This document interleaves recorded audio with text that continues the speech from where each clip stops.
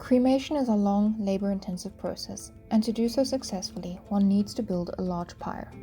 In Africa, cremation amongst hunter-gatherers is extremely rare, and so far not a single reported archaeological case exists south of the Sahara. However, in a study, Dr. Jessica Cerezo-Román and her colleagues analyzed the earliest evidence of intentional cremation in Africa, found in Malawi and dated to the Holocene. During the mid-Holocene, there is only scant evidence of intentional cremation, regardless of where you look on Earth, and amongst hunter-gatherers, the practice is even rarer.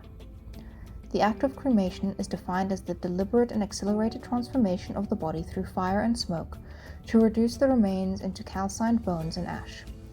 Cremation can be done for various reasons, be they religious, hygienic, for expediency's sake, or ease of transport, though making a pyre is labor-intensive, not just to construct it initially, but to maintain it, which takes many hours.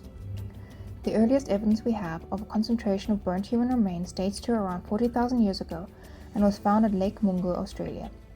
Although the burning is incomplete, there is no associated pyre, and therefore it is not a true cremation. In Africa, some burnt remains have been found in Egypt dated to roughly 7,500 years ago, though this is no cremation either, as only around 75 to 80% of the bones were actually burnt. The only other potential case of intentional burning is reported from Ethiopia's Lake Bisaka, where excavators reported portions of burnt bones. Though the phase is undated and based on geological correlations, it is likely around 7,000 years old. The earliest form of definitive cremation so far in Africa appears only around 3,300 years ago in Kenya, with the pastoral Neolithic and early food producers. However, the discovery at HOR1 has changed the narrative. Located in Mzimba district in northern Malawi, the rock shelter sits at the base of Mount Hora. The site contains around 21,000 years of human occupational history and has been used for mortuary practices since at least 16,000 and 8,000 years ago. It was first excavated in 1950 by John Desmond Clark and William Rangley, who removed around 7 to 8 cubic meters of sediment from the site. At the time, 2 adult skeletons were recovered, both nearly complete and uncremated. Ancient DNA and radiocarbon dating indicate these were the remains of 1 male and 1 female. The site was left alone for a few decades until between 2016 and 2019, when the Malawi Ancient Lifeways and Peoples Project excavated an additional 7.8 cubic meters of sediment. In total, around 46,500 artifacts were plotted. Various human remains were also recovered, including 2 nearly complete infant skeletons dated to between 14,000 and 16,000 years ago. The site also yielded 4 adults and 5 non-adults identified based on isolated remains, potentially indicating secondary burial or ritual token-taking in which parts of the body are taken later by the living as keepsakes. And then there was Horror 3, an adult individual unlike any of the others, as this individual had been cremated. Radiocarbon dating placed the individual at around 9,540 to 9,454 years before present. The researchers determined that the remains had not been moved there from somewhere else. The pyre had been built at this very spot, and the cremation had taken place right here. The pyre itself had been built of dead wood, identified by evidence of fungus and termite action. Besides charcoal and human remains, some stone tools were also present. In total, archaeologists recovered 170 adult bones. The vast majority come from the individual's arms and legs. A few other body parts were also found, such as heel bones, a kneecap, part of the vertebra, and 4 phalanges. Interestingly, not a single piece of the cranium was recovered. Determining age was difficult, as burnt bones that are almost completely destroyed make analysis challenging, and no ancient DNA could be recovered from the remains.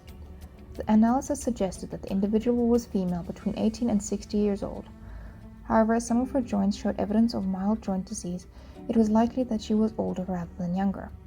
In life, she would have been rather short, between 145 and 155 centimeters tall. By examining the thickness of her bones, it was determined that she did not travel much on foot, at least not compared to other hunter-gatherers from southern Africa. Her arms and hands meanwhile suggested a lifestyle that involved more manual labor. Based on the color of the bones, predominantly black, she would have been burnt at a relatively low temperature of around 500 degrees Celsius, although some bones had turned gray-white, suggesting those areas may have been burned somewhat hotter. Based on all this evidence, the researchers were able to reconstruct the sequence of events that took place over 9,000 years ago. People began inhabiting HOR1 around 21,000 years ago. By around 16 to 14,000 years ago, the site had begun being used for mortuary rituals. Around 10,000 to 240,000 years before present, large campfires began being built in the area, including in the area where the pyre would eventually be constructed. Around 9,500 years ago, a community of hunter-gatherers gathered at the site, piling up deadwood, grass, and leafy plants weighing at least 30 kilograms. They then placed the recently deceased woman upon the pyre, her head likely already removed. Cut marks indicated that at least some of her body had been disarticulated or defleshed. Today, a body would be cremated in a specialized facility within 2 hours, but back then it took a couple of days in which the community had to maintain the fire constantly. As they did so, they appear to have placed or thrown stone tools onto the body. The community stayed until the pyre had burnt down and the woman's body had been reduced to ash. In the centuries that followed, many large fires were lit at the same spot, though no more cremations occurred. Regardless, HOR1 is the earliest undisputed pyre cremation in the world and the earliest evidence of intentional cremation in sub-Saharan Africa. This was Archaeology Tea House. If this video was your cup of tea, why not like and subscribe and hit that notification bell to never miss a video.